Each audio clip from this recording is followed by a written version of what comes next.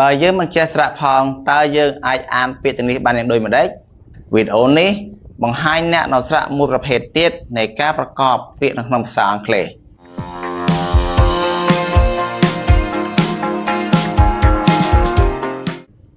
ហេតុអ្វីបានជាគេអាចអាននិងនិយាយពាក្យទាំងនេះបានតាមពិតមកពីយើងមិនស្គាល់ពីសំឡេងនៃតួអក្សរនិងសំឡេងស្រៈរបស់វាប៉ុន្តែកុំបារម្ភអីព្រោះវីដេអូមួយនេះនឹងប្រាប់អ្នកទាំងអស់គ្នាពីវិធីប្រកបអានពាក្យនៅក្នុងភាសាអង់គ្លេសឲ្យបានត្រឹមត្រូវមុននឹងចេះប្រកបយើងត្រូវចេះព្យញ្ជនៈទាំង26តួជាមុនសិនឧទាហរណ៍ F or S C អញ្ចឹងទៅមិនទាន់អស់ទេនៅពេលដែលអ្នកចេះ A B C D រហូតដល់ Z ហើយអ្នកទាំងអស់គ្នាត្រូវចេះសំឡេងនៃតួអក្សរនីមួយៗឲ្យបានច្បាស់លាស់បន្ថែមទៀតឧទាហរណ៍ S Fr Ch Pr S Th ខ្ញុំគិតថាយើងចេះសំឡេងនៃតួអក្សរនេះចុះប៉ុន្តែយើងនៅមិនទាន់ចេះស្រៈទេក្នុងវីដេអូមុនស្រៈ U ផ្សំពីស្រៈអនិងស្រៈអប៉ុន្តែក្នុងវីដេអូនេះស្រៈ U ដូចគ្នាប៉ុន្តែខុសពីមុនខ្ញុំលើកឧទាហរណ៍មួយនេះគឺជាស្រៈ U ដែលស្រៈ U ដែលដូចដែលអ្នកបានឃើញនេះ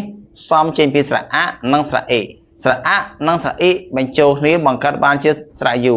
ពេលខ្លះវាមានសំឡេង U ពេលខ្លះវាមានសំឡេង U ជាទូទៅសំឡេងទាំងពីរនេះវាអាចកើតឡើងបានអាស្រ័យទៅលើព្យញ្ជនៈប្រកបរបស់វាពេលនេះអ្នកទាំងអស់គ្នាស្គាល់ស្រៈ U ឬស្រៈ U រួចហើយឥឡូវយើងយកតួព្យញ្ជនៈដែលមានសំឡេង S Fr Ch Kr Pr Br Th មកប្រកបជាមួយនឹងស្រៈ U ឬស្រៈ U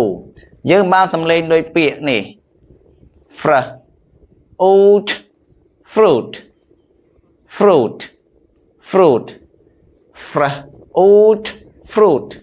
Fruit S You shoot Shoot Shoot Shoot S You Shoot Shoot Shoot J O S E Juicy Juicy Juicy J O Juice A C Juicy Juicy Br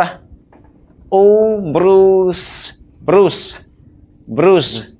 Bruce Br O Bruce Bruce Bruce Bruce Br O Brute Brute Brute Brute Br O Brute Brute Brute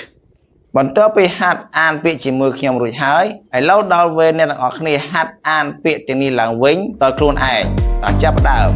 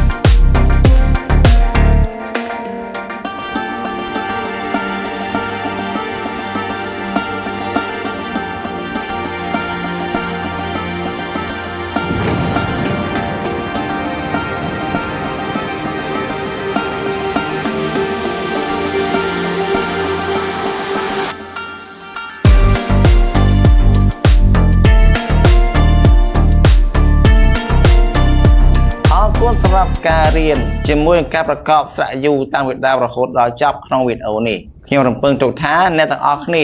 យល់ពីការប្រកបស្រៈ U មួយនេះបើមានចម្ងល់ឬសំណុំពរផ្សេង